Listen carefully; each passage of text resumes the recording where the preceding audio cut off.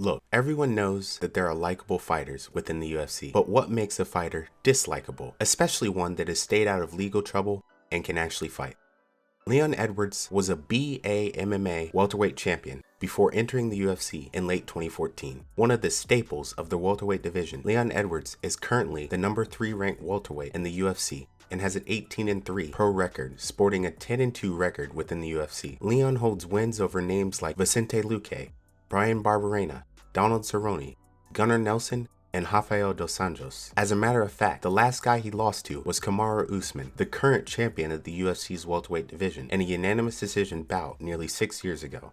Since then, Rocky's headlined 2 UFC cards, and he's on an 8-fight winning streak, just the 3rd longest win streak in the UFC's welterweight division, behind only George St. Pierre and Kamaru Usman. Put some respect on my name. You understand me? Why is nobody putting no respect on this man Leon Edwards' name? Well, dead memes aside, I think I got an answer for that. And to be clear, this isn't exactly what I, myself, think of Leon Edwards. I'm strictly speaking about why I don't think he appeals to the Western combat sports market that the UFC largely targets. Leon Edwards has gotten no love, so to speak, from fans or from fighters because of his slow, tactical fight style, his inactivity, and the way that he is perceived within the UFC. You know, the talking, the antics, the turning down of fights and the like. So without further ado, let's take a look at the evidence.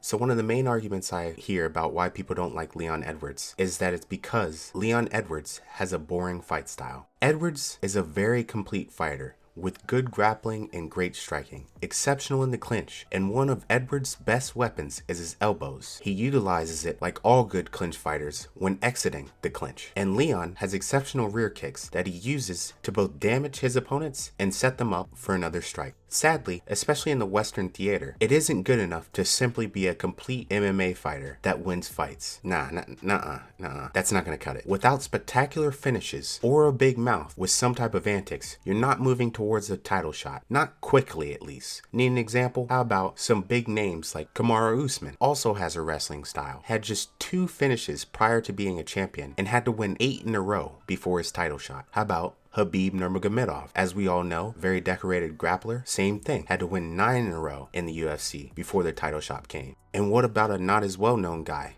Arnold Allen, who is currently 7-0 since entering the UFC in 2015, but has just 3 stoppages and as a result has been on only 1 pay-per-view card. As opposed to guys like Francis Ngannou, who had 5 fights in like 2 years, boom, title shots, because he was knocking everybody out. How about Conor McGregor? Same type thing. 6 fights, 5 finishes, lots of talk, straight to the title shot at 145 pounds anyways. Now you might be like, these are all amazing top pound for pound guys, but it took them a very, very long time to get there. That's just the fact of this sport. Whether you want to call it prize fighting or not, that's what it is. Face it, if you're not one punch knocking folks flat on their face, or spinning around and jumping off stuff, or talking crazy about somebody's mama, some type of hype to bring to the fight, it's a lot harder to get folks to watch your fights. But that doesn't mean you can't appreciate an artist that's mastered his or her craft. Which would bring me right into my counter argument for people that say that Leon Edwards is a boring fighter. Leon Edwards is a complete fighter that fights to his skills and avoids low percentage success rate techniques and can be a finisher as well. Dominance sells, it just takes time. But not only is Leon a complete fighter with some solid moments and highlights in his fights, but he has some pretty impressive finishes in his UFC career as well. In just Leon's 2nd UFC fight against Seth Bagansky, I hope I'm pronouncing that right, in the opening seconds of the fight, he darted in perfectly, catching his opponent throwing a leg kick and meeting him with a straight left hand right up the middle, dropping Seth completely rocked. Leon followed it up with a swift second left hand to put his opponent out, and one more for good measure, capturing what was then the fastest KO in UFC welterweight history. Edwards is also the owner of one of the latest stoppages in UFC non-title fight history. Edwards finished Peter Sabata in March of 2018 with vicious ground and pound with literally 1 second remaining in the 3rd and final round.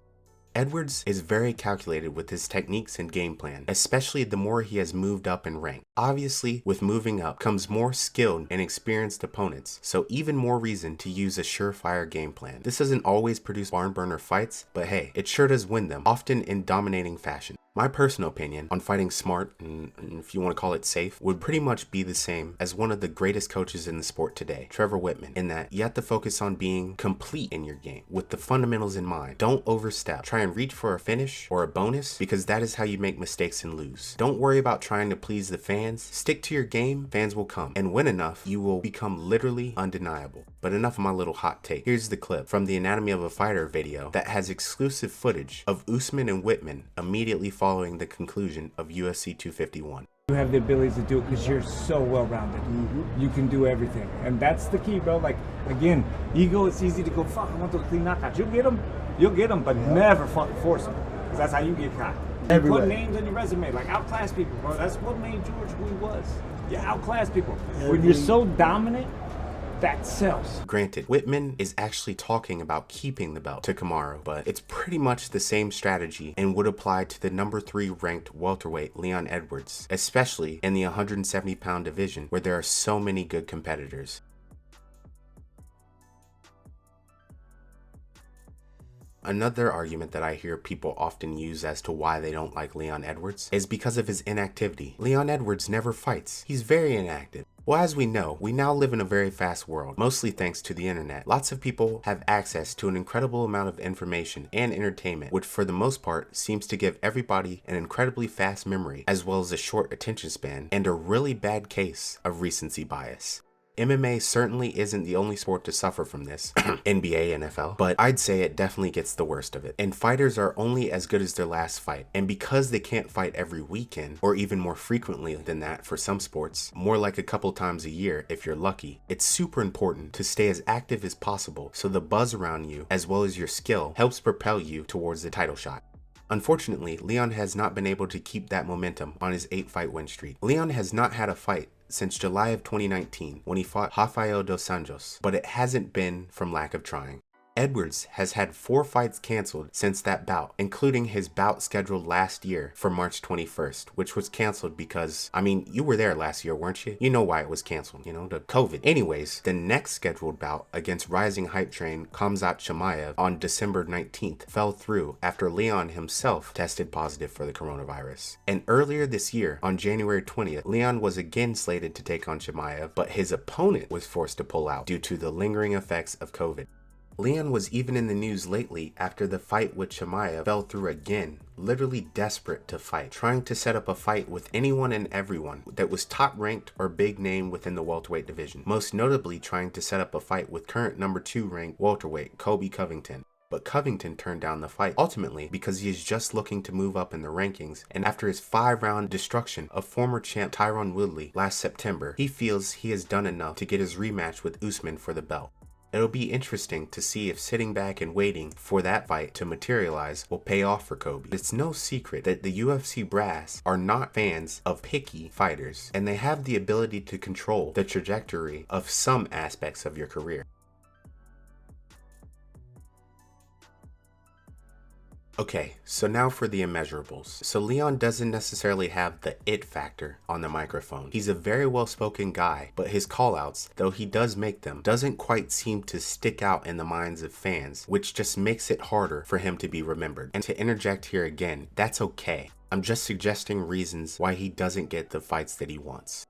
After Leon's March of 2019 fight against Gunnar Nelson, a backstage incident with headliner Jorge Masvidal, also known as the 3-piece in a soda incident, in which Leon and Masvidal got into a short skirmish backstage, where Masvidal landed a couple of shots and it just so happened to be recorded. This created a social media whirlwind that built a lot of hype behind the potential matchup of a high-ranking Rocky against Street Jesus, fresh off his starching of Darren Till. Strangely enough, this beef was never capitalized on by the UFC, and despite a well-placed call-out by Leon Edwards after his fight with Rafael dos Anjos, the newfound clout of George Masvidal was instead used to secure the Ben Askren mega fight, and well, the rest is history. A record-setting KO, which just so happened to edge past Leon's record-setting KO, and then a whole lot more clout gained, getting to compete for the BMF belt, a whole lot more clout gained, and boom. Title shot. When Kamaru pulled out of the December 12th welterweight title fight that was supposed to be UFC 256 back in October of 2020, Leon, understandably desperate to compete after such a hiatus, and seeing his golden opportunity, called out Gilbert Burns, as you can see here, to no success. Instead, he attracted the attention of another potential contender in Stephen Wonderboy Thompson, but Leon stated that Wonderboy was moving the wrong way in the rankings for him and had been KO'd only a fight prior by a former lightweight in the former UFC champion Anthony Pettis. That respectfully hashtag though. But in hindsight, not such a good look for Leon, sitting out and refusing to fight a number 5 ranked Wonderboy now that he is fighting a number 13 ranked Bilal Muhammad, hashtag respectfully, with some sense of deja vu here.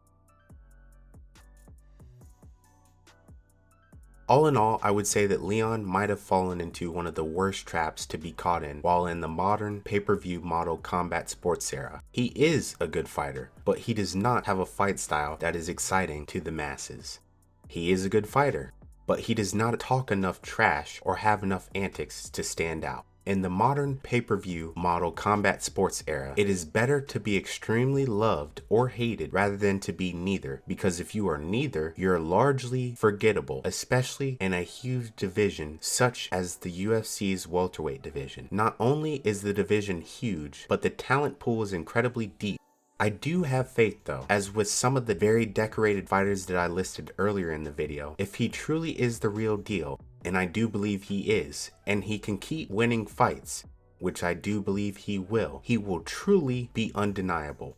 And that's one of the very special things about MMA. You might not have all the factors to quote unquote sell the fight, but at the end of the day, if you go out there and keep winning fights, you'll get to where you want to be eventually, and bosses, competitors, and fans alike will have no choice but to give you your respect.